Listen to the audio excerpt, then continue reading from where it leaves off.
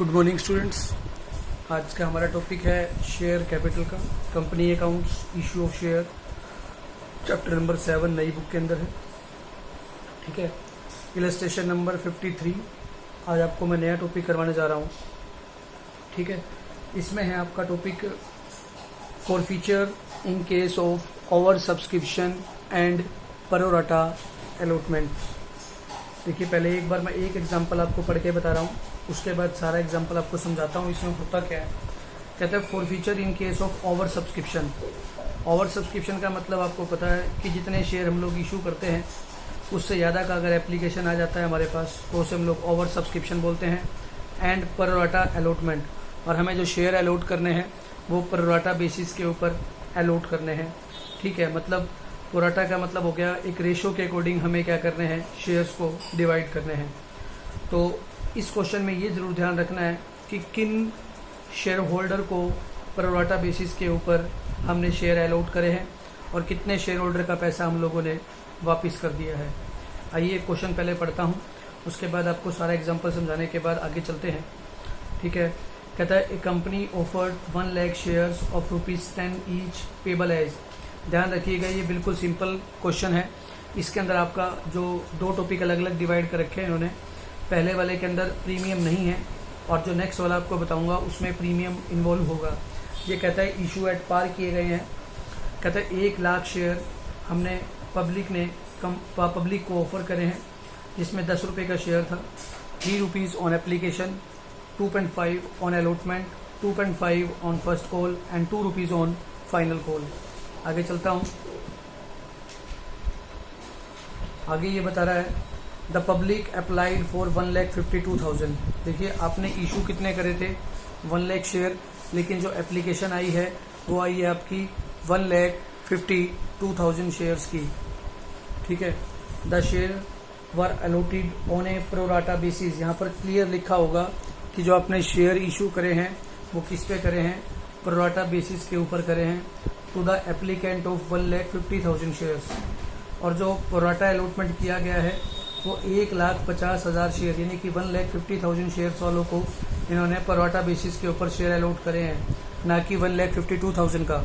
इसका मतलब ये है कि जो एप्लीकेशन 1,52,000 शेयर की आई थी उनमें से हमने जो प्रो-राटा बेस किया है 1,50,000 शेयर्स का किया है और 2,000 शेयर होल्डर का पैसा हमने क्या कर दिया, वो वापस कर दिया। All share holder paid the allotment money accepting, सभी ने अपना अलॉटमेंट का पैसा दे दिया, एक्सेप्टिंग 1 शेयर होल्डर, केवल एक शेयर होल्डर को छोड़ के, हु वाज अलॉटेड। यहाँ पर हमें एक और बात नोट करनी है, यहाँ पर लिखा हुआ है हु वाज अलॉटेड, जिसको आप लोग अंडरलाइन कर लीजिएगा। हु वाज अलॉटेड लिखा हुआ है। ठीक है, यहाँ पर 2 वर्ड आपको जो बार बार कंफ्यूज करेंगे, किसी क्वेश्चन में लिखा होगा अलॉटेड और किसी क्वेश्चन में लिखा होगा अप्लाइड। अप्लाइड तो वो होते हैं जो लोगों ने अप्लाई किया है, और अलॉटेड का मतलब होता है जो शेयर हमने दिए हैं। ठीक है, दीज शेयर्स वर फॉरफिटेड। कहता है एक शेयर होल्डर जिसने हमारे को अलॉटमेंट का पैसा नहीं दिया, उन शेयर्स को फॉरफिट कर दिया गया। ठीक है, यहाँ क्वेश्चन में कहीं नहीं कहा कि कहाँ किया है, तो हम ये क्वेश्चन को उसके अकॉर्डिंग ही चलेंगे कि कहाँ पर किया है। अगर क्वेश्चन में कुछ ना कह रखा हो तो लास्ट कॉल के बाद मानते हैं, जितना हमने अभी तक कॉल किया है उस कॉल तक मानते हैं। आगे चलते हैं। The first call was made thereafter. इसका मतलब ये है पहले शेयर्स को फॉरफिट किया गया अलॉटमेंट के बाद ही, और फर्स्ट कॉल उसके बाद मंगवाई गई है। द फॉरफिटेड शेयर्स वर री इशूड एट ₹9 पर share, 8 paid up. Paid up का मतलब मैं आपको पहले ही बता चुका हूँ। 8 पेड अप का मतलब होता है कि हमारे जो शेयर की वैल्यू थी 8 रुपये थी और हमने उसको इशू कितने का किया है, 9 रुपये का किया है। फाइनल कॉल अभी तक नहीं मंगवाई गई है। इसका मतलब है ये क्वेश्चन केवल फर्स्ट कॉल तक मंगवाया गया है और हमने जो री इशू किया है 8 रुपये का था और 9 रुपये का इशू किया है। री इशू के समय पे प्रीमियम आया है। फिलहाल हमारा क्वेश्चन यहाँ से स्टार्ट होता है। अब मैं इसको अलग अलग आपको करके बताता हूँ। देखिएगा, सारा क्वेश्चन आप अपने पास अपनी बुक खोल के रखना आप लोग, और मैं आपको ये कंप्लीट करके बता रहा हूँ। देखिएगा,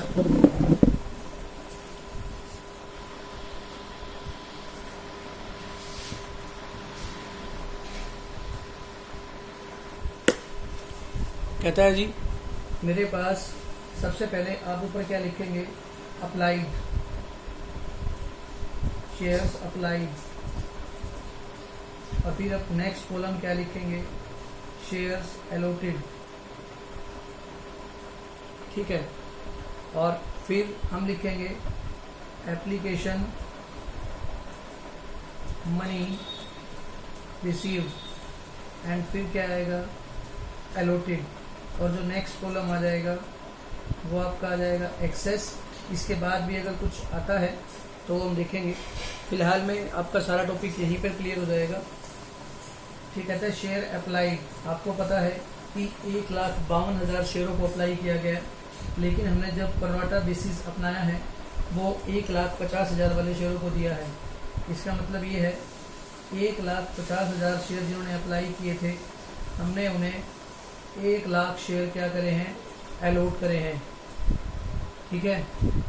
और जिन लोगों ने 2,000 शेयर्स अप्लाई किए थे, हमने उन्हें कुछ भी नहीं दिया है, याद रखिएगा।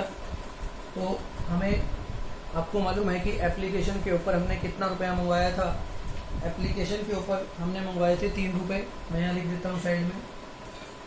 एप्लीकेशन के 3 थे, अलॉटमेंट के 2.5 थे, फर्स्ट कॉल के 2.5 थे, और फाइनल कॉल के 2 रुपीज़ थे, जो कि अभी तक आपने फाइनल कॉल तो कॉल ही नहीं की है, सिर्फ यहाँ तक ही आपने पैसा मंगवाया है।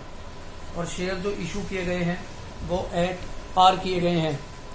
आगे चलते हैं, देखिएगा, कहते हैं मेरे पास एप्लीकेशन मनी कितनी आई है, 3 रुपये के हिसाब से 1,50,000 शेयरों का जो मेरे पास एप्लीकेशन अमाउंट आया है वो 4,50,000 रुपये आए हैं, और 2,000 शेयरों का एप्लीकेशन का 3 रुपये के हिसाब से हमारे पास 6,000 रुपये आए हैं, ठीक है। और हमने यहाँ पर इनको कुछ भी नहीं दिया है, लेकिन इन 1,00,000 शेयरों वालों को हमने अलॉट कर दिया है, तो मतलब 3,00,000 रुपये यहाँ तक जा चुके हैं, एप्लीकेशन के हिसाब से 3,00,000 रुपये हमने यहाँ कर चुके हैं। तो मेरे पास एक्सेस अमाउंट कितना रह गया, आपके पास 4,50,000 रुपये आए थे, 3,00,000 रुपये आप लोग एप्लीकेशन पे एडजस्ट कर सकते हैं, तो 1,50,000 रुपये आपके एप्लीकेशन के ऊपर जो है ना एडजस्ट एक्सेस आया हुआ है। और एलोटेड में आपने यहाँ 2,000 वालों को कुछ नहीं किया है, तो आपके पास यहाँ भी कितना एक्सेस आया हुआ है, 6,000 रुपये आए हुए हैं, ठीक है। और फिर उसके बाद हमने ये पैसा एडजस्ट कहाँ करना होता है, एडजस्ट करना मैंने आपको बता रखा है कि आप लोग एडजस्ट कितना कर सकते हैं। देखिए, जिस बंदे को आपने कुछ भी नहीं दिया, लास्ट कॉलम जो आप बनाते हैं वो बनाते हैं बैंक का, ठीक है, बिल्कुल लास्ट में, इसके बीच में एक कॉलम, 2 कॉलम और बनते हैं। हम कैसे कैसे एडजस्ट करेंगे, इनको तो आपने कुछ भी नहीं दिया, तो ये तो सारा पैसा क्या कर दिया आपने, बैंक से रिफंड कर दिया। ये क्या हो गया है, बैंक से रिफंड हो गया। लेकिन आपने अलॉटमेंट पे कितना एडजस्ट किया, आपको मैंने सिखाया है कि अलॉटमेंट पे कैसे एडजस्ट करते हैं। अलॉटमेंट पे आप कितना एडजस्ट कर सकते हैं, जिस बंदे को आपने 1,00,000 शेयर दिए हैं, आपको ये देखना होता है कि अलॉटमेंट पर आपने कॉल कितना करना है, 2.5 के हिसाब से 2,50,000 रुपये आपने अलॉटमेंट पर कॉल करना है। तो इसका मतलब है अलॉटमेंट पर मैक्सिमम आप कितना एडजस्ट कर सकते हैं, 2.5 लाख रुपये। लेकिन आपके पास उसका केवल 1,50,000 रुपये एक्सेस आया हुआ है, तो आप अलॉटमेंट पे कितना एडजस्ट कर देंगे, ये सारे का सारा एडजस्ट कर देंगे। यानी कि ये पैसा उसका एडवांस आ चुका है, तो जब आप अलॉटमेंट का पैसा मंगवाएंगे तो ड्यू तो पूरे का करेंगे, यानी कि मंगवाएंगे तो पूरा, लेकिन जब पैसा आएगा तो उसमें से हमारे पास 1,50,000 रुपये ऑलरेडी आ चुका है, तो ये अमाउंट क्या आएगा, कम आएगा। सबसे पहले बात तो ज़रूरी ये थी। अब यहाँ एक बात और नोट करनी है कि आपके पास एप्लीकेशन आई कितने की थी, 1,52,000 शेयरों की। आपने अलॉट कितने करे उसे, 1,00,000 शेयर। आपके पास इन एप्लीकेशन का पैसा कितना आया था, 4,50,000। टोटल आपके पास आपने एडजस्ट कितना करा एप्लीकेशन पर, 3,00,000 रुपये।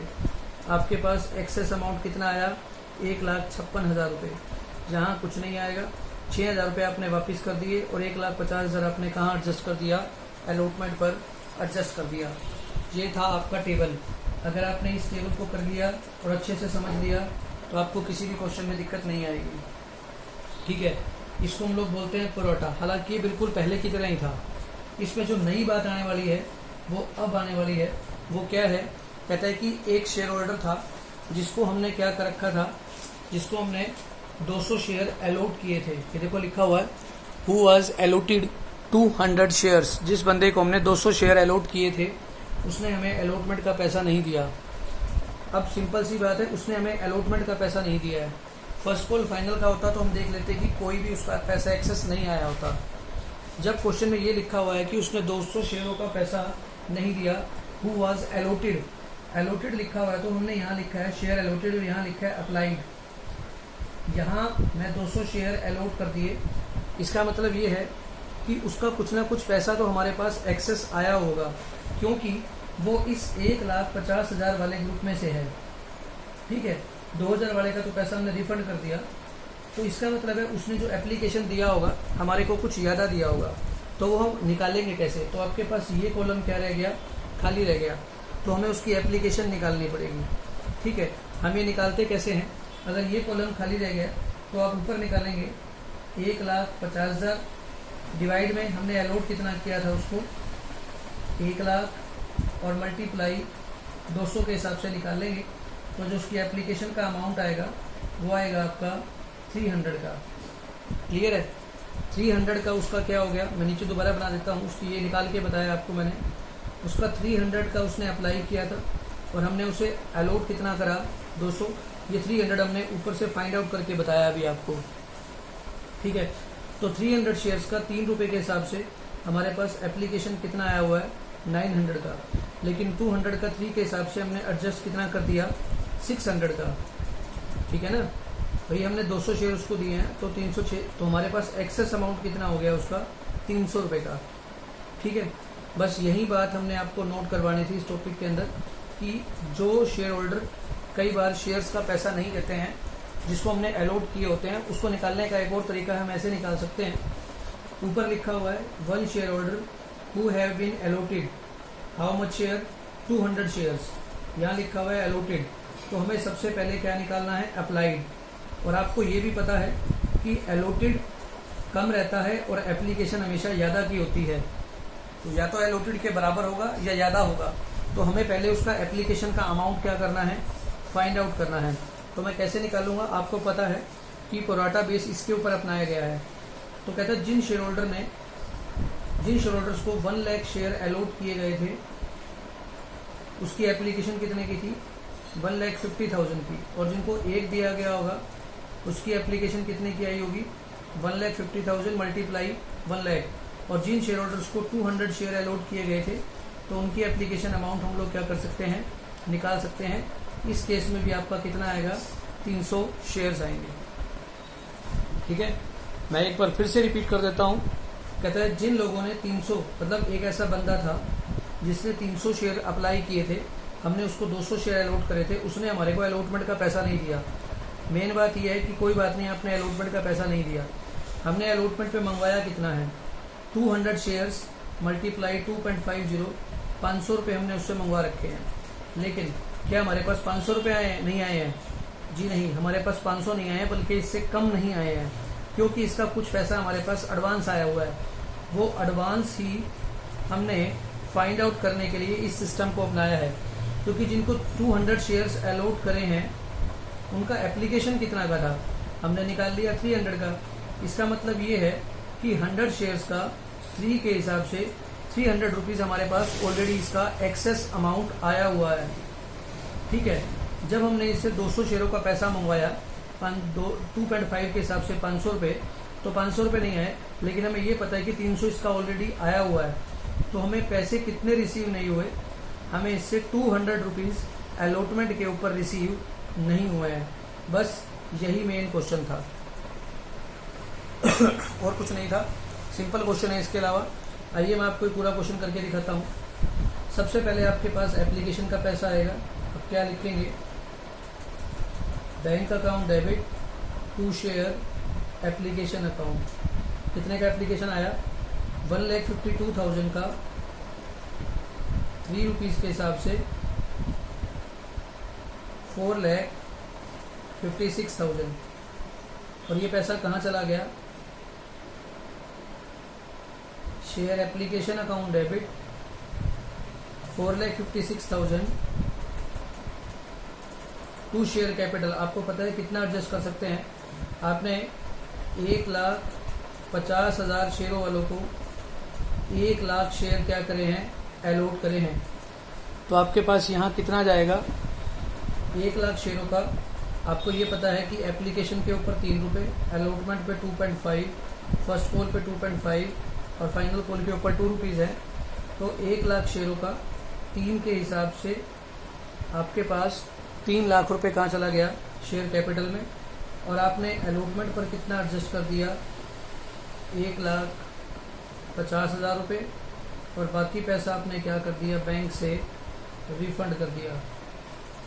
ठीक है, यही आपने सिंपल एंट्री करी थी अभी तक भी। और अब मैं अलॉटमेंट को ड्यू करने जा रहा हूँ।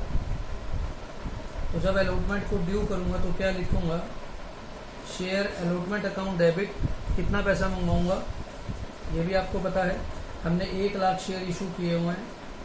तो 1 लाख शेयरों का 2.50 के हिसाब से 2,50,000 रुपये हमने क्या कर लिया, मंगवा लिया। और इसके बाद अब हमारे पास क्या आएगा, पैसा आएगा। लेकिन आपको ये मालूम है कि पैसा आने वाला कितना है। देखिए 2,50,000 में से 1,50,000 ऑलरेडी आ चुका है।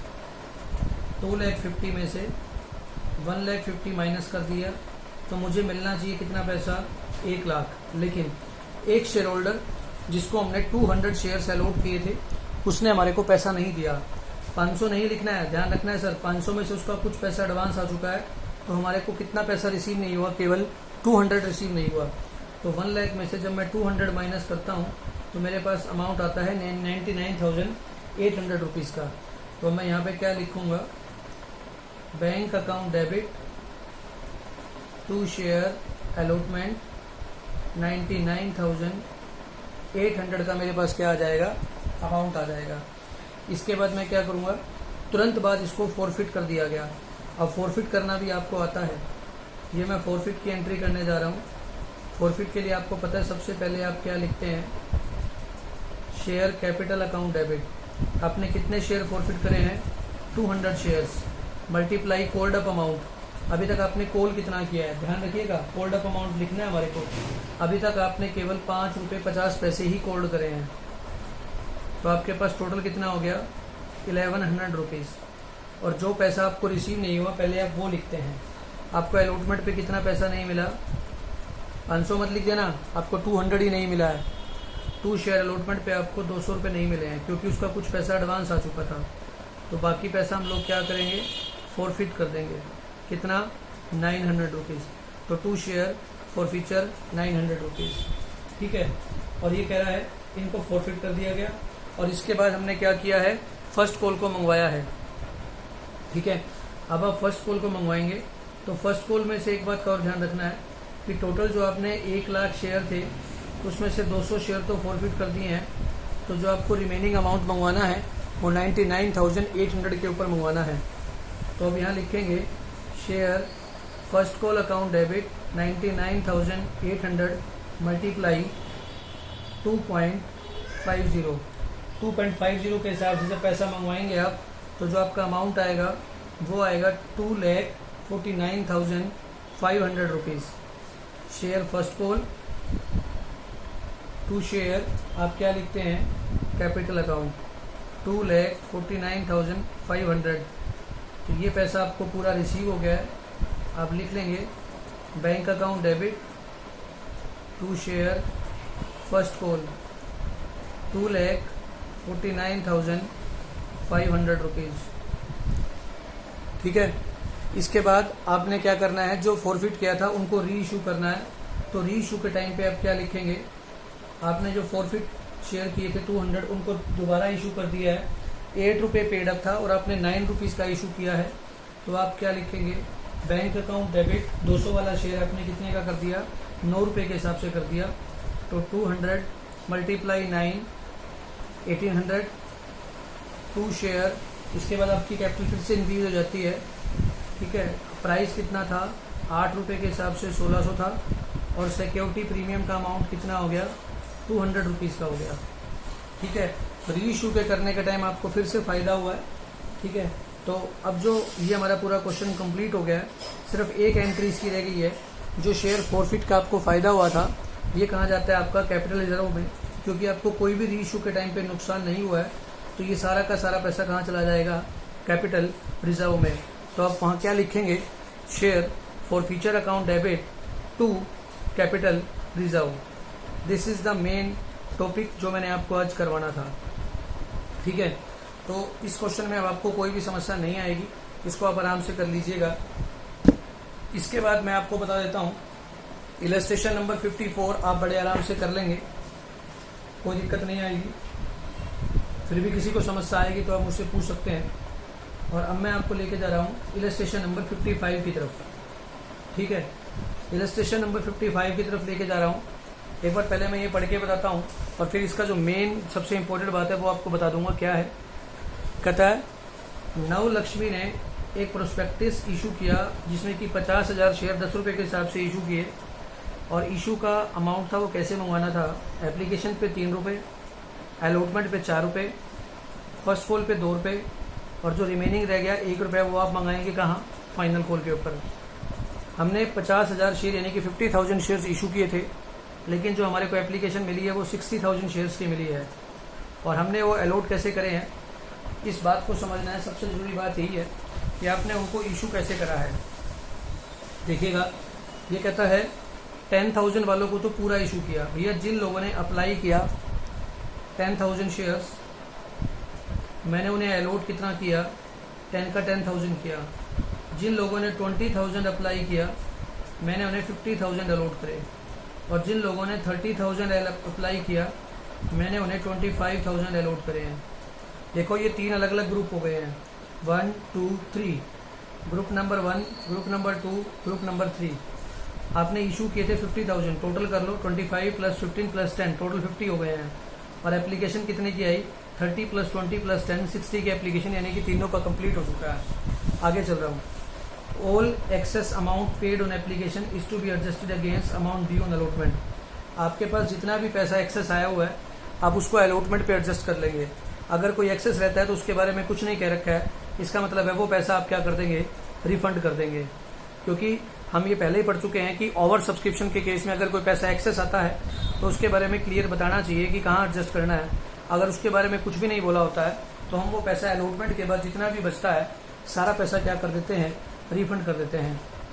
The share was fully called up and paid up except the amount of allotment first and final call not paid by those who applied for 2,000 shares of group applying for 20,000 shares. कहता है कि सारा पैसा आ गया, लेकिन एक share holder जिसने हमारे को ना तो अलॉटमेंट का पैसा दिया, ना फर्स्ट कॉल का दिया, और ना ही फाइनल कॉल का भी पैसा दिया। कहता है उसने अप्लाइड, यहाँ पर लिखा हुआ वर्ड अप्लाइड, पीछे लिखा हुआ था अलॉटेड।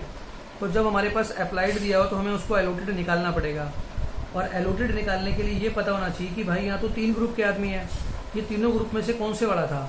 इसने क्वेश्चन में क्लियर बता रखा होगा कि वो कौन से ग्रुप का पर्सन है।